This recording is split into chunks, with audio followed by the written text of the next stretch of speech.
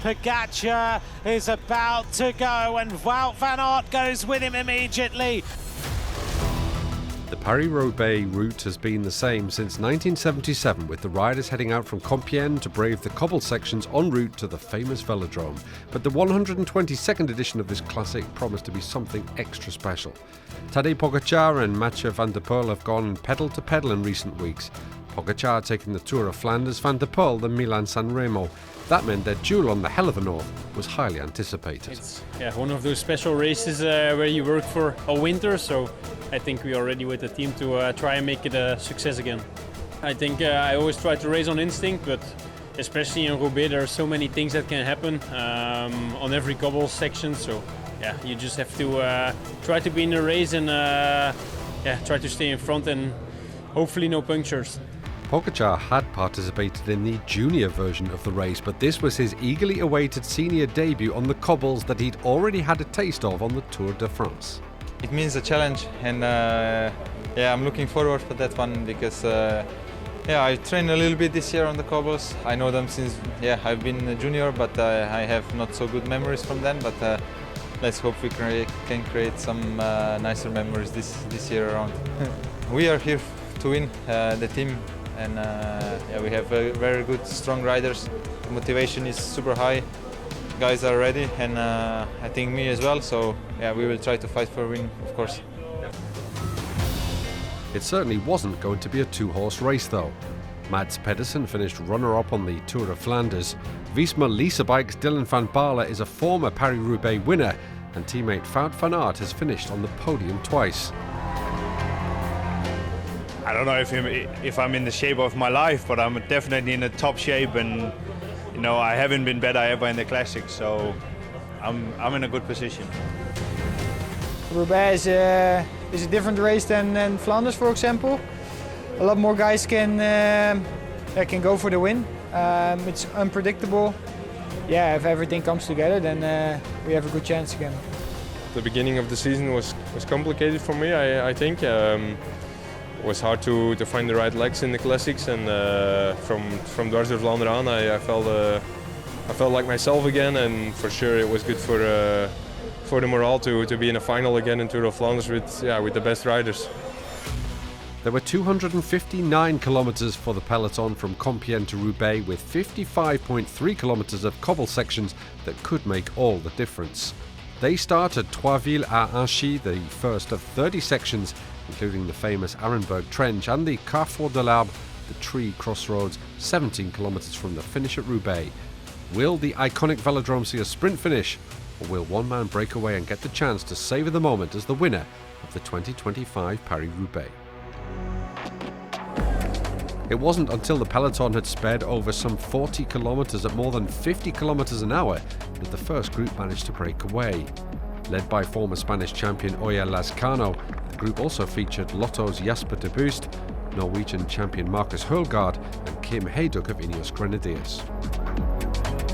60 kilometres into the race and the gap to the lead group was more than 2 minutes, which meant it was time for the teams of Pogacar and Van der Poel to take matters in hand in the peloton.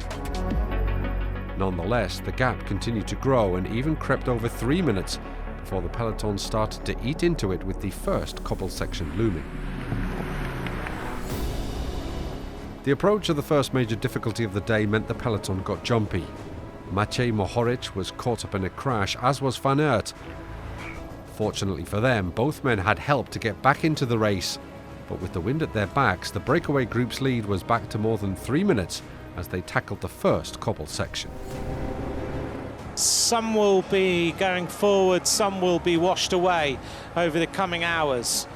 But as we turn this corner, we get ready, because we welcome you to hell. 3:02, 163.2 kilometres to go. Now we start to rumble. The pavé beckons for the peloton. Kind of nice and dusty this first sector. 3 stars, kind of right in the middle. A little bit of grass left and right, and no real indication of the rain of overnight.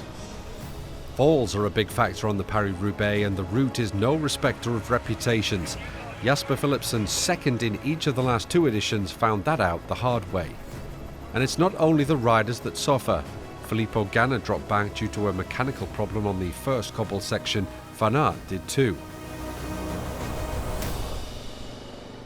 Pogačar, Van der Poel and Pedersen came through it safely, however, and while Ganna was a minute off the peloton, Van Aert worked his way back into contention. Back down the course, Lidl Trek took charge of the peloton's pace on the cobbles towards Saint-Piton, but with less than 150 kilometres to the finish, the breakaway still had more than 2 minutes in hand. Ganna and former winner Van Baarle were in a group a further minute behind the race favourites. Having rattled along at more than 50 kilometres an hour, the pace then dropped a little, which gave some the chance to close. Ganna and Philipsen were among them, with the cobbles at Havre almost in view. It was in the cobble section that the race favourites started to make serious moves. Pedersen and Pogačar attacked and the lead group started to thin out. Some 20 riders headed towards the Valais forest as the breakaway was being reeled in. The tempo was at its peak as the race favourites headed towards the famous Arenberg Trench. Van der Poel tried his luck once again in the Arenberg Trench as everyone tried to hang on to his back wheel. With the pace high, the breakaway group were picked off, leaving Van der Poel, Pogačar and Pedersen at the front of the race in a lead group of some 15 riders. Van Aert and Stefan Kung, fifth the last 2 years, were not amongst them. Van der Poel certainly wasn't going to wait for them. He stepped up the pace again and had Alpecin de Koning teammate Philipsen to help him as he split the lead group apart. World champion Pogačar was there though, along with Pedersen and Stefan Bissegger. Behind them, a group of 10, including Van Aert and Visma Lease bike teammate Matthew Brennan, kept up the pursuit. Lady Luck also has her say on who emerges unscathed from the Paris-Roubaix. 70 kilometres from the line, she clearly wasn't going to make it Pedersen's day. Denmark's former world champion suffering a puncture, and that was the cue for Pogačar to step on the gas. Van der Poel and Philipsen stayed in touch, but Bissegger's bike gave up on him, leaving the 3 riders out in front with 68 kilometres to go and still 14 potentially perilous cobble sections to negotiate. With the line edging closer, the front 3 were sizing each other up. With 46 kilometres left, Van der Poel made a move. Pogačar followed and counterattacked. That all proved too much for Philipsen, leaving just 2 riders in contention. As the 2 heavyweights of world cycling headed to the finish, Pogačar was the one to make the decisive error. Accelerating just a fraction too much into a tight corner, Van der Poel didn't need asking twice. The gap was around 20 seconds even before Pogačar was forced to change his bike, meaning only Van der Poel himself, or bad luck, could deny him victory. With Pogačar looking safe for second, the race was on for the final place on the podium. The former Paris-Roubaix runner-up and Pogačar's teammate Florian Vermeersch was in the mix, but so too were Pedersen and Van Aert.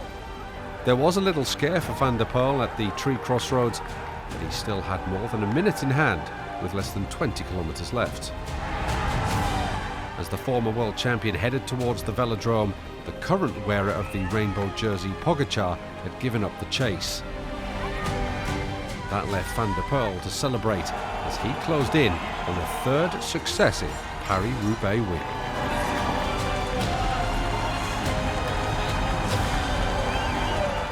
This rider is the man who conquers the 122nd edition of Paris-Roubaix. The king of Roubaix, the triple, Mathieu van der Poel, wins the 122nd Paris-Roubaix. Tadej Pogačar taking second place on his debut in the race, and it was a sprint for 3rd. Pedersen eventually edging out Van Aert to claim 3rd for the 2nd year in a row.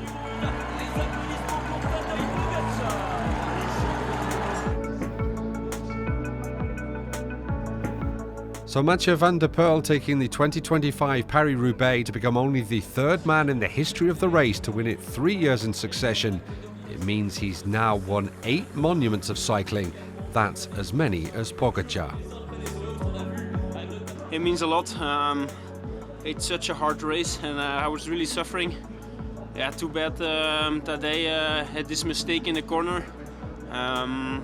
Yeah, but then I just had to go for it, but it was still quite far until the finish line, and it was really hard, especially with the last 2 sectors with the headwind.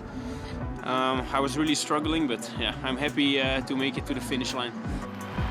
Van der Poel, Pogačar and Pedersen, the podium finishers for 2025. Van Aert and Vermeersch rounding out the top 5. A special mention too for Marcus Højgaard and Jonas Rutsch, who were in the breakaway group and managed to hang on for a top 10 finish. But the day and the victory belong once again to Van der Poel, the undisputed king of the Hell of the North.